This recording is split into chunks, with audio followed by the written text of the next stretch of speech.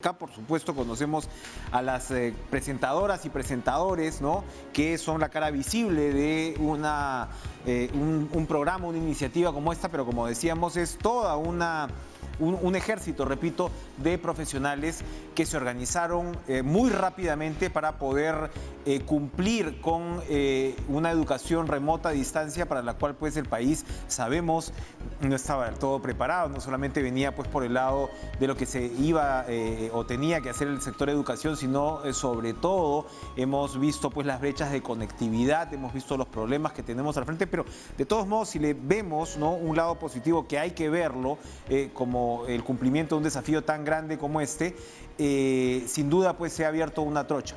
De otro lado, todavía está por verse pues los efectos de la pandemia en el sistema educativo. Esa es una preocupación, por supuesto, no solo del Perú, sino también de todo el mundo. Vamos a aprovechar para verlo también desde dentro y desde fuera con el exministro de Educación, Jaime Saavedra, por supuesto, que la cabeza en realidad ahora de todo el sistema educativo del Banco Mundial, para poder entender qué nos deja este año y cuáles son los desafíos en marcha para el próximo. Un año, Jaime, como ningún otro. Buenas noches, ¿cómo está usted? Un gusto verlo. ¿Qué tal? Gusto saludarte, Enrique. ¿Cómo evalúa entonces este cierre de año si comenzamos, vamos de lo macro, en todo caso, a lo micro? Evidentemente para el mundo entero ha sido un desafío complejísimo. ¿Cómo estamos cerrando el año? Por supuesto, con muchas disparidades, pero ¿el balance sería positivo en general frente a las circunstancias que nos ha tocado vivir? Mira, en realidad es un balance complejo, porque estamos justamente todavía administrando la crisis, diría yo, ¿no? Nosotros hemos vivido y lamentablemente todavía estamos viviendo la crisis en la educación más grave de los últimos 100 años, con unos cierres de escuelas muy prolongados, de los más en América Latina, los más prolongados del mundo en realidad. Y al mismo tiempo una crisis económica grave en todos los países. Nunca hemos tenido un shock doble de este tipo, y lamentablemente no estamos saliendo de eso, ¿no? En el momento pico habían 1.600 millones de chicos que estaban fuera del aula. Hoy día todavía tenemos unos 700 millones de chicos todavía que están fuera de las aulas, y en algunos países en los cuales se habían abierto las escuelas están cerrando otra vez. Entonces todavía estamos viviendo digamos, los impactos de la pandemia en el sistema educativo. Todavía no salimos de esto, y yo creo que vamos a tener que seguir conviviendo, digamos, con esta pandemia en los próximos meses y durante buena parte del próximo año, ¿no? Entonces está siendo, digamos, un proceso bastante complejo que todavía no se cierra. Pero bueno, obviamente como todo gran problema, como todo gran desafío, siempre hay oportunidades, ¿no? Y yo creo que sí van a haber oportunidades de poder aprender de muchas de las lecciones que estamos viviendo, y mejorar la equidad del sistema, mejorar la conectividad del sistema, cerrar la brecha digital, seguir invirtiendo en los maestros. Entonces, grandes retos, pero también grandes oportunidades. ¿Cómo se ha visto efectivamente el tema de la brecha digital? Se ha puesto en evidencia para un país como el Perú. De hecho, ha sido planteado como un objetivo fundamental por el gobierno de transición, que por supuesto pues, tiene en realidad poco tiempo y muchas urgencias. Pero el hecho de ya plantearlo, ¿deberíamos de alguna forma conservarlo como un objetivo nacional, como una política de Estado? Nos hemos dado cuenta de cuántos problemas tenemos en el tema de brecha digital. Yo creo que sí, yo creo que esa es una lección no solamente para el Perú, sino para la mayor parte de países del mundo, en los cuales efectivamente hemos estado hablando de la brecha digital durante muchos años. Lamentablemente no se había cerrado, se había empezado a cerrar, digamos, se había avanzado mucho en la conectividad de las escuelas y en la conectividad de los hogares, pero obviamente, lamentablemente nosotros, en el mejor de los casos, se puede llegar a un 60% de los hogares a través del Internet, y por lo tanto no se podía hacer la educación remota, no se ha podido hacer la educación remota en la mayor parte de países de América Latina a través de la conectividad de Internet, y se han tenido que hacer digamos, avances muy creativos, ¿no? Como incluyendo Aprendo en Casa, que tú mencionabas hace un rato, y utilizando, digamos, la televisión, la radio y todas las formas posibles para llegar a los alumnos. Yo creo que la gran lección es que esa brecha digital se tiene que cerrar, pero en verdad son varias brechas digitales que se tienen que cerrar. Porque un tema es la conectividad, pero otro es el acceso a dispositivos en los hogares, otro es los precios a los cuales se puede acceder a los datos de Internet, y otro es la habilidad de los maestros, ¿no?, y del sistema educativo para incorporar la tecnología como parte del proceso de enseñanza y aprendizaje. En realidad se tienen que tener todos esos factores simultáneamente para que la conectividad, la Internet y las herramientas digitales puedan ser parte del proceso educativo. Entonces, hay mucho que invertir en el lado, digamos, de la tecnología misma, pero hay mucho que invertir en el factor humano. Y yo creo que una gran lección es que la escuela del futuro, un futuro que, digamos, que ha sido traído rápidamente, digamos, al presente, ¿no?, se va a tener que lograr un balance entre la tecnología y el factor humano. Y yo creo que es una lección. Se tiene que invertir más en tecnología, pero al mismo tiempo teníamos que seguir invirtiendo en el factor humano de la educación, porque nos hemos dado cuenta también que la educación es un proceso fundamentalmente social, ¿no? Entonces, ese balance va a ser, digamos, un gran reto en el futuro cercano. ¿Cómo se pone en perspectiva procesos en los cuales usted tuvo mucho que ver, como el tema pues de la carrera meritocrática, ¿no?, entre los educadores? ¿Cómo se observa ahora este rumbo que había emprendido el Perú, al cual, por lo que usted señala, además, le falta todavía por recorrer un buen camino, pero cómo se observa ya en perspectiva frente al desafío de tal complejidad? Yo creo que pone al Perú en muy buen pie para poder enfrentar mejor los retos del futuro, porque el Perú, a diferencia de otros países, ya entró a una carrera meritocrática, ¿no?, en el sentido que los profesores se seleccionan y se promueven dentro de la carrera, ¿no?, en función a su esfuerzo, a sus méritos, a las evaluaciones, ¿no? Y eso ya, digamos, pone al país en una posición bastante expectante, yo creo, porque ya, digamos, hay una lógica de meritocracia en el cual lo que importa de los maestros, ¿no?, es cuánto sabemos en términos de su impacto en el aprendizaje de los chicos. No es que los maestros están ahí simplemente como un empleo más, ¿no?, sino los maestros ya tienen una conciencia que la razón fundamental de su trabajo es asegurarse que todos los chicos que están en esa aula aprendan. Y el hecho de que tengamos una carrera meritocrática, que los maestros se seleccionen en función, ¿no?, a su talento y a su esfuerzo, eso hace una gran diferencia. Y justamente el tener una carrera meritocrática que se tiene que continuar, ¿no?, y en la cual se tiene que seguir invirtiendo, y si al mismo tiempo, ¿no?, cerramos la brecha digital, si al mismo tiempo seguimos invirtiendo en estos maestros, ¿no?, en su desarrollo profesional, eso nos pone en muy buen pie. Entonces, las inversiones tienen que continuar, digamos, pero lo que ya estamos haciendo en términos de la carrera docente y lo que se está empezando a hacer en términos de cierre de la brecha digital, digamos que es un rumbo correcto, simplemente hay que avanzar de una manera mucho más acelerada. Ahora, el proceso de reforma educativa en el Perú, que tiene varios niveles, ha ido calando, ¿no?, en la población. El discurso ha ido cambiando y, por supuesto, los últimos años han estado marcados, por ejemplo, por ciertos intereses que han buscado por todos los medios retroceder.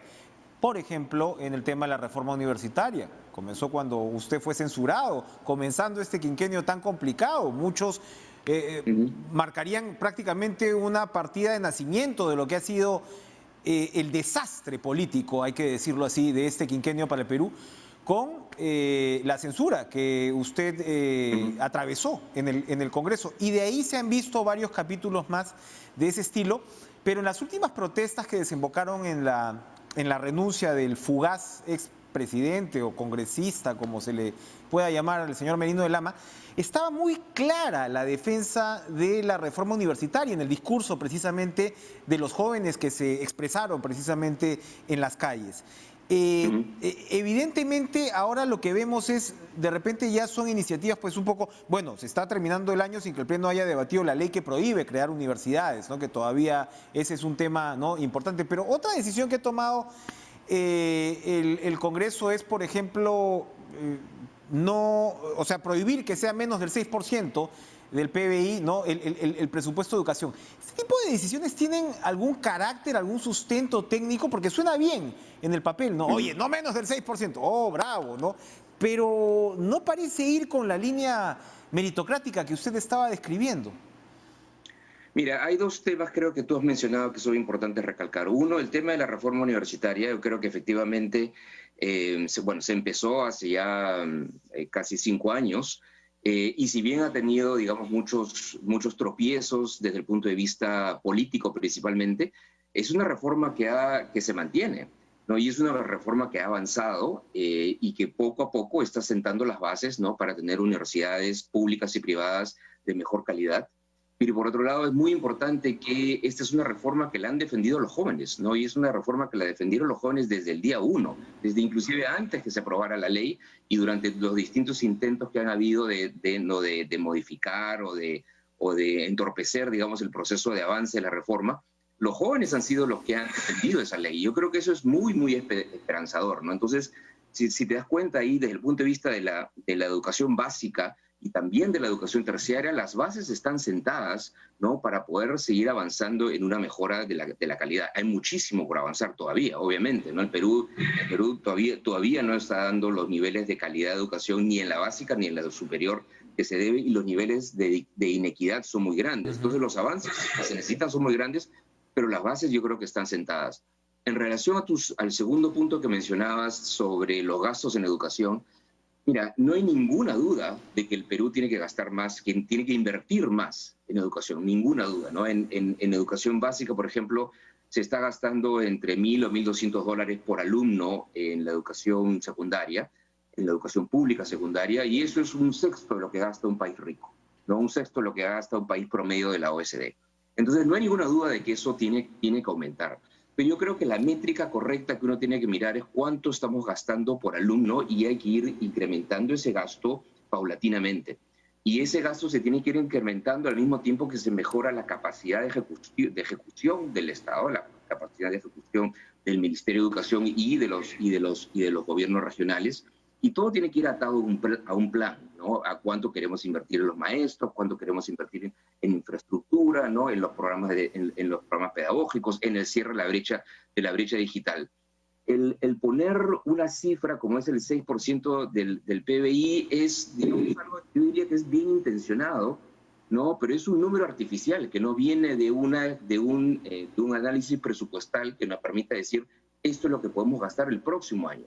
Nosotros este año debemos estar gastando un 3.7% del PBI en educación. Y yo creo que si uno dice, bueno, yo quiero incrementar esa cifra, eso efectivamente se tiene que ir incrementando de manera paulatina. Pero un salto súbito a 6% sería algo que no se podría gastar de un año para otro. ¿No? Nosotros no le podríamos decir al ministerio, bueno, ahora incrementa casi el 50% tu presupuesto de un año para otro. No existe ni la capacidad de hacer ese gasto, ¿no?, ni existe la planificación para que ese gasto sea así. Entonces, la manera como se tiene que pensar esto, digamos, desde el punto de vista de la intención, es la correcta, ¿no? Es la dirección correcta. Tenemos que gastar más, sí, efectivamente, pero la métrica correcta no es cuál es el porcentaje de nuestros ingresos, ¿no?, sino tiene que ser cuánto más queremos ir gastando por alumno cada año, ¿no? Y esa es una cifra que efectivamente se tiene que gastar, que tiene que ser cada vez mayor. Pero lo que nosotros tenemos que definir es cuál es el patrón de gasto, que tiene que ser un patrón ascendente, ¿no?, durante los próximos 10 años. ¿No? Hay que definir eso y definir, bueno, entonces cuánto requiero del presupuesto para poder lograr esa mejora, digamos, pero la manera como se está haciendo no es lamentablemente la correcta, aun cuando la intención probablemente es buena. Y es un patrón, para tomar su término, que se repite lamentablemente en muchas de las decisiones del Congreso. Gracias, Jaime Saavedra, por acompañarnos esta noche.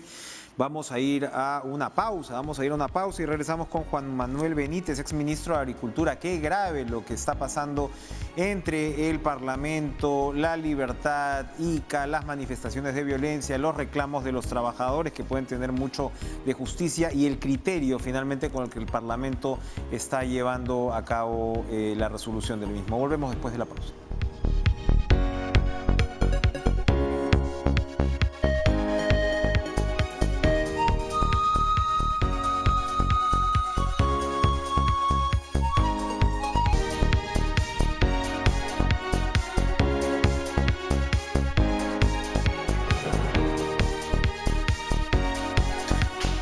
Hoy hemos visto manifestaciones inaceptables de violencia. Ya ayer se habían tomado de manera ilegal puntos de la carretera tanto en Ica como en La Libertad. Hemos visto actos de vandalismo contra una ambulancia, maltratos contra policías. Son aproximadamente 27 los efectivos que están heridos. Hemos escuchado también al comandante general de la policía reiterar su respeto pues a los derechos humanos, ¿no?, de los manifestantes, pero también reiterar la ilegalidad de una toma de carreteras que lo que busca es pues que el Congreso apruebe, ¿no?, la nueva ley de promoción agraria, que significa un grave problema porque se había derogado la anterior, que en fin tenía pues una serie de controversias en torno suyo. Pero la comisión especial encargada de proponer una nueva ley propuso una que al parecer, según la opinión de agroexportadores, iba a tener efectos nefastos, en realidad no solamente sobre las propias empresas, sino sobre el empleo. Iba a terminar precarizando el empleo debido sobre todo al incremento pues de remuneraciones. Y el incremento de remuneraciones es lo que tiene ahora mismo entrampado el tema en el Parlamento. En la Comisión de Economía hubo una sesión tensa hoy también desde varias perspectivas y vamos a conversar con Juan Manuel Benítez, exministro de Agricultura, para entender, señor Benítez, buenas noches, gracias por estar con nosotros, entender hasta dónde es que podría moverse esta ley que, como decimos, ya está en un punto bastante complicado porque se les ofreció a los trabajadores pues una ley con, al parecer, muchos problemas. No sé si usted comparte esa opinión. Buenas noches. Buenas noches, Enrique. Muchas gracias por la invitación. Cuéntenos hasta dónde se podría llegar, sobre todo con el tema remunerativo, que es lo que aquí y ahora tiene entrampado el debate. Es que precisamente, Enrique, yo creo que ese es el gran problema. El enfoque de la solución no estuvo claro en cuál es la demanda concreta que tienen los los trabajadores en las carreteras. Desde el principio, lo que manifestaron es: no nos están pagando lo suficiente, nos dan un trato que no es razonable, no es digno, y por lo tanto estamos tomando la carretera. Si ese era el problema, la solución entonces era identificar quiénes son esos empresarios que no están cumpliendo con las normas, que contratan servicios, que le sacan la vuelta a la ley, y sancionarlos. Y para eso el Estado tiene las herramientas suficientes. Existe una SUNAFIL que es capaz perfectamente de identificarlos y sancionarlos. Y si es necesario, quitarle las exoneraciones que tengan. Entonces, yo creo que aquí había un tema de mal manejo y también aprovechamiento político, ambos. Apenas hubo esta toma de carretera en Ica, principalmente, llega el Poder Ejecutivo, se sienta y en pocas horas ya la decisión era derogar la ley. Uno no puede, mostrar una salida de ese tipo sin haber hecho un análisis. Esta es una norma que tiene ya más de 20 años, que acaba de tener una renovación el año anterior, un decreto de urgencia 043, que a pesar de que muchos pueden estar o no de acuerdo, tenía grandes diferencias respecto a la ley 27360. Ya incluía 30% de vacaciones, incluía un aumento del aporte de salud que iba a ser progresivamente, llegaba al 9% en aproximadamente unos 4 o 5 años por delante, que ya tenía un cambio en el sueldo mínimo vital porque se había quedado retrasado, y otras cosas más como participación en utilidades, etcétera, CTS, que ya estaban bastante más cercanas a la ley general. Y es precisamente ese el tema. Han derogado una ley que desde mi punto de vista ya estaba bastante mejor, muy cercana al régimen general, y ahora no saben qué hacer porque han destapado la caja de Pandora. Porque lo que ha quedado claro para el que estaba en la carretera es: la nueva ley me va a aumentar el salario. Claro. Y eso no necesariamente es así. Claro. Ya con la derogatoria no se consiguió primero lo que ellos estaban buscando. Recuerdo usted, en ICA decían: no nos movemos hasta que deroguen. La derogaron y hoy día están de nuevo en las carreteras. Porque claramente la norma no iba a solucionar un problema de mercado. Este es un tema que debió llevarse siempre a la negociación directa entre trabajadores y empleadores. Y si no lo manejamos en esa línea, lo único que va a terminar pasando es que no podamos cerrar una norma que llene las expectativas hoy día bastante grandes ya de la población que está tomando la carretera y que está llegando a situaciones de violencia que por supuesto son reprochables. ¿Cómo Pero leemos? entonces, Sí, ¿dónde está el sí. problema? ¿Dónde está la solución? Y claramente esto pasa por un tema también, repito, de aprovechamiento político, y hoy día no saben cómo manejar esa situación. ¿Cómo leemos a las manifestaciones, que finalmente es de alguna manera lo que motiva, ¿no? Estas reacciones del Congreso? ¿Quién está en las manifestaciones? En las manifestaciones están las víctimas, entre comillas, de los servicios, están trabajadores que sí son formales, pero se consideran maltratados por algunas grandes agroexportadoras. ¿Quiénes son los que, en su opinión, están reclamando? Porque como no tenemos una interlocución clara, tampoco podemos identificar muy bien los intereses, que es parte de los problemas sociales que está viviendo el Perú. Ya incluso la agenda se va difuminando. Y como usted señala, sencillamente lo que se reclamaba era derógame esta ley y ahora, bueno, súbeme pues el sueldo a 70 soles diarios, ¿no? O sea, ya es difícil establecer precisamente el tipo de negociación que usted está proponiendo, que es como se debería en todo caso proceder. Correcto, Enrique. A mí también me gustaría saber quiénes están en las carreteras. Es algo que ya debería haber hecho el Ejecutivo, identificar en el diálogo que tuvieron en ICA quiénes son, a qué empresas pertenecen, para identificar a los empresarios, convocarlos a una mesa de diálogo y entonces ahí establecer cuáles han sido los problemas y cómo solucionarlos.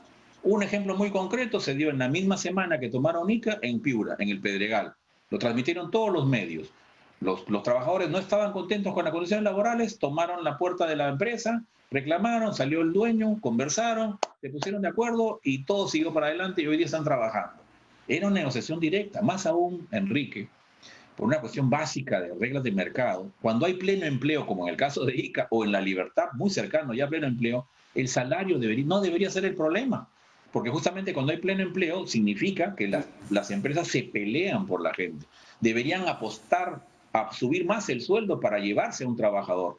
Lo que ha ocurrido es que algunos empresarios, usando tácticas vedadas, han contratado servicios que lo que han hecho es cartelizar, precarizar los salarios y entonces la gran tajada se la llevaban ellos. Entonces, ese es un tema cuestionable y que la fiscalización debió haber detectado hace tiempo.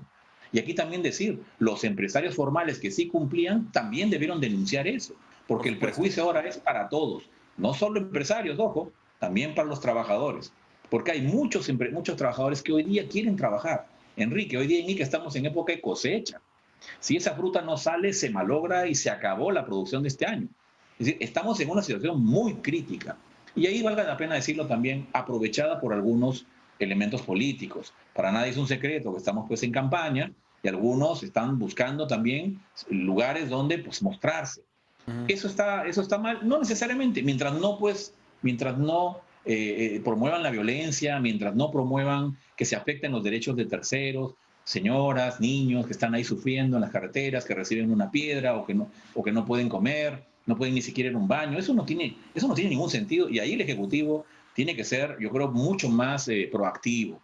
Yo pienso que aquí no solamente era el tema de ir a exponer algunas propuestas de la ley, aquí había que asumir el liderazgo, Enrique, y yo no he visto eso, lamentablemente. Así es. Ya estamos en lo que estamos. ¿Cómo salimos de esta? ¿Qué es lo que se puede arribar en esta nueva ley? Porque todo indica que va a terminar con algún tipo de nueva ley. Lamentablemente, yo pienso que no vamos a llegar a una ley que satisfaga a todos. Va a ser muy difícil. Yo creo que el Congreso hizo bien, dentro de lo poco que hizo bien, el fin de semana, postergar esto, ¿sí? Porque en realidad, para clavar un alfiler usaron una comba, ¿no? Entonces se tumbaron la ley sin mayor análisis y ahora no saben cómo salir de esto. Entonces, yo no creo que lleguen necesariamente a buen puerto, ya las expectativas están muy altas. Pero aquí lo que hay que hacer es buscar bajar los ánimos, tratar de llegar a un tema de diálogo más directo, que los empresarios conversen con los trabajadores en un espacio más abierto. Aquí tiene que intervenir el Ejecutivo, probablemente como se hizo en ICA, no sé si sea factible la Iglesia. Hay que buscar los espacios de diálogo. Esto no se va a solucionar tampoco ni a pedrones ni a bombazos. Lo que hay que hacer es buscar ese diálogo para que se entienda. Si el problema central siguen siendo los salarios, eso se tiene que buscar un arreglo directo con las empresas que son los que contratan.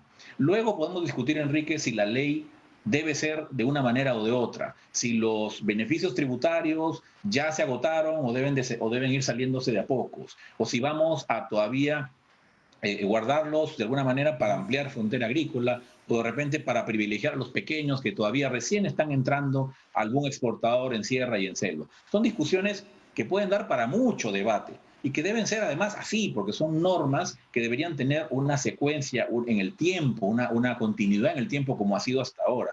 Enrique, lo que se ha logrado en agricultura no se logra solo por la ley. Mucho cuidado. Se ha logrado porque había una política de Estado, de acompañamiento en términos de infraestructura de riego, de apertura comercial, de trabajo en los temas de servicios sanitarios, por ejemplo. O sea, hay una serie de cosas que se han sumado para que efectivamente empresas importantes hayan crecido, pero también muchas pequeñas y medianas. Tenemos hoy día casi 4.400 empresas y el grueso son pequeñas y medianas. Efectivamente, muy lamentable que lo que finalmente ha sido un motor de la economía nacional en los últimos años, innegable, como usted señala, por clavar el alfiler terminemos dando un combazo. Y lamentablemente es algo que nos está pasando mucho en el país y refleja incluso, no es que antes no hubiera protestas, pero esto se canalizaba pues precisamente a través de actores políticos. Los actores políticos ya no son capaces ni siquiera de establecer una agenda de negociación. Gracias, Juan Manuel Benítez, por acompañarnos esta noche en Cara a Cara. Vamos a ir a una pausa y bueno, se viene el bono de los 930 soles para los beneficiarios de la ONP. ¿Quién los cobra? ¿Qué significa esto? ¿Cómo amarra con las pretensiones de los parlamentarios, de algunos parlamentarios? Vamos a conversar con Roberto Burneo, director general precisamente de la Oficina de Asesoría Jurídica de la ONP.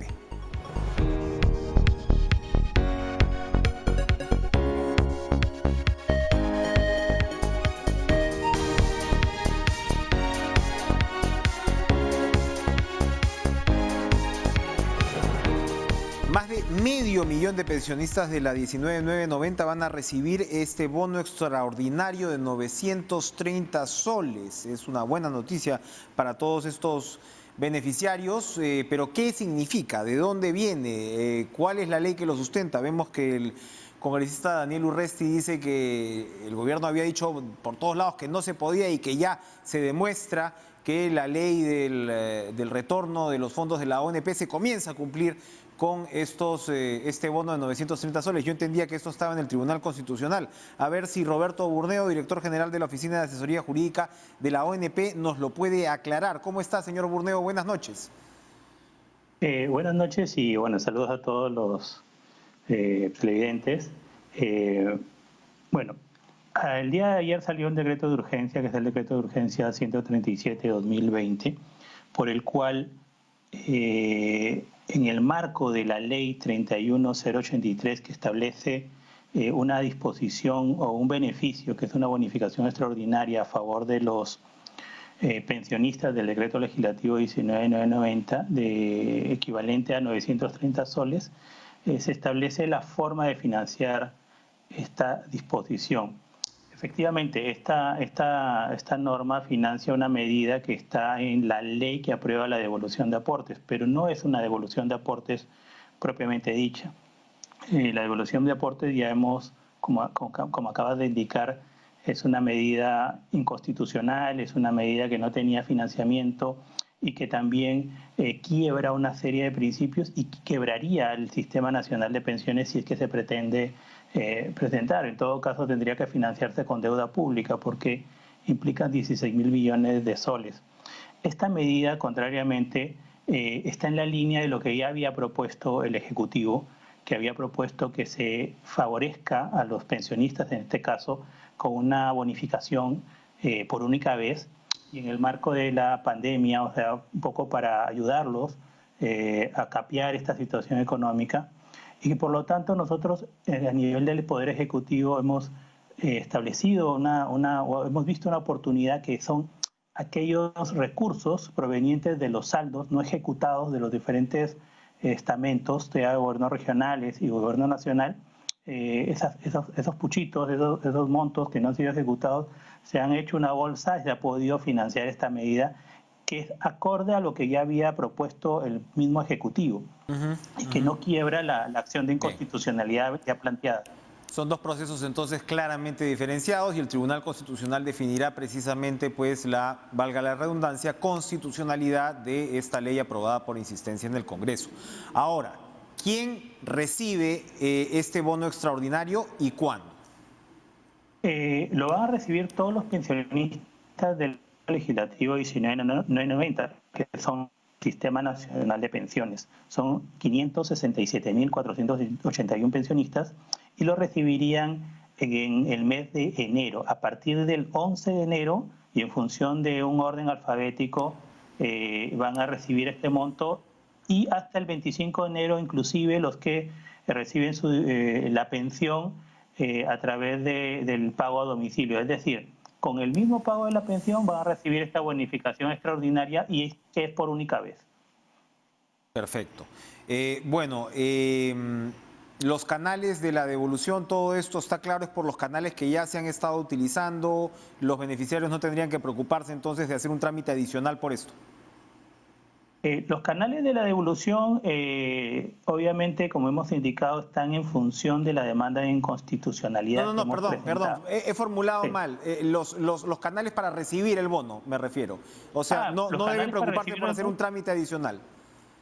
No, absolutamente ninguno. Lo van a recibir junto con su pensión del mes de enero. O sea, no va a haber ninguna cola, no va a haber ningún problema. Lo van a recibir en la cuenta que vienen recibiendo o en la modalidad de pago a domicilio que algunos tienen. Perfecto. Y esto también incluye a los beneficiarios de pensiones por viudez y orfandad, por lo que leo en el comunicado. Incluye a las pensiones, a las viudas, viudos, a los sobrevivientes, es decir, los hijos menores de edad o mayores de edad que vienen recibiendo una pensión. Perfecto. Todos. Ahora, volviendo al tema de la controversia por la ley de devolución, que efectivamente se está esperando que el TCC vaya a pronunciar, pero mientras tanto entendemos pues el Ejecutivo tiene que dar trámite a lo que ya está aprobado, a pesar de esta clara posición de oposición que usted además acaba de detallar ya dentro mismo de la ONP. ¿Cuáles son los tiempos? ¿Cuáles son los tiempos? En todo caso, ¿en qué momento se tendría que pronunciar el Tribunal Constitucional para que no se comiencen a devolver estos aportes que, como sabemos, en sentido estricto, no existen? Efectivamente, el Sistema Nacional de Pensiones es un sistema de reparto, es decir, la plata que ingresa por recaudación se gasta inmediatamente en las pensiones de los actuales pensionistas. Es más, hay un déficit. Esperemos que primeramente el Congreso haya sido notificado con el admisorio de la demanda de inconstitucionalidad. Ellos tienen un plazo que vence a mediados de enero, si no me equivoco. Esperemos que, dada la importancia del caso y la problemática que va a generar y el jaque que están poniendo a todo el Estado en su conjunto, la contesten inmediatamente y que también el Tribunal Constitucional la privilegie su atención, que hemos visto antecedentes, el caso de los peajes, el caso de de salud con los contratos administrativos de servicio, que son claros ejemplos en donde el Congreso se ha excedido, ha creado, ha generado, ha quebrado la regla de que ellos no tienen iniciativa de gasto, y el Tribunal Constitucional claramente tiene una posición de declarar inconstitucional estas medidas. Nosotros estamos segurísimos que finalmente el Tribunal Constitucional va a declarar inconstitucional esta norma por los diferentes defectos que tiene y porque efectivamente ha quebrado una serie de reglas constitucionales y procedimentales. Cuénteme una cosa, desde el análisis de la propia ONP, hay, digamos, en la propuesta que se está discutiendo en el Congreso, del sistema de pensiones y demás, hay consideraciones precisamente a propósito de lo que usted señala, que ya debería haberle quedado claro a los congresistas que la ONP es un fondo solidario, no es un fondo individual, ¿no?, para los pensionistas, sino quienes están trabajando ahora financian en todo caso a quien ya se jubiló, y como usted señala hay una brecha incluso que el Ejecutivo, o que el gobierno mejor dicho, o el Estado ha tenido que ir cubriendo, que no es poca cosa. Pero en un futuro la ONP debería ir hacia cuentas individuales de aporte. ¿Eso sería posible? En el marco de la gran reforma que se espera, que se tiene que madurar, se piensa en una serie de medidas. De hecho, que en el mundo hay un montón de mecanismos y modelos Por ejemplo, la ONP podría fácilmente ir a un modelo de cuentas nocionales. ¿Qué son cuentas nocionales? Son cuentas de reparto, es decir, la plata que ingresa sirve para financiar en el futuro o inmediatamente los pensionistas actuales, pero que te dan una garantía de rentabilidad. Es decir, tienes una rentabilidad contable. En realidad los modelos son muchos, pero creemos que debe responder a ciertos criterios. Primeramente tiene que responder a las condiciones económicas, laborales, socioculturales del propio país, y luego tiene que ser sostenible en el tiempo, es decir, tiene que ser un diseño que garantice que no va a generar una carga social y económica para el Estado, y finalmente tiene que garantizar pensiones lo mejor posible, ¿no? lo más atractivas y que sean dignas o que sea un ingreso digno para el futuro. Perfecto. Eso es lo que creemos que tiene que hacerse, ¿no? Perfecto. Gracias, Roberto Burneo, director general jurídico de la ONP, por traernos estas buenas noticias, en todo caso, del bono de los 930 soles que se ha repartido en enero. Vamos a una pausa, regresamos con más.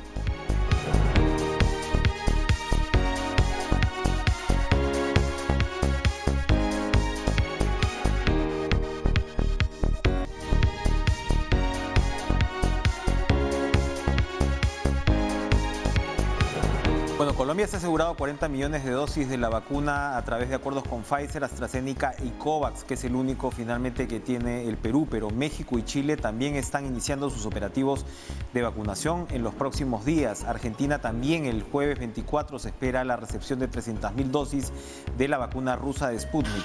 Ojalá en medio de esta situación complicada para el país se puedan tener buenas noticias al respecto en las próximas semanas. Gracias por estar con nosotros. Buenas noches.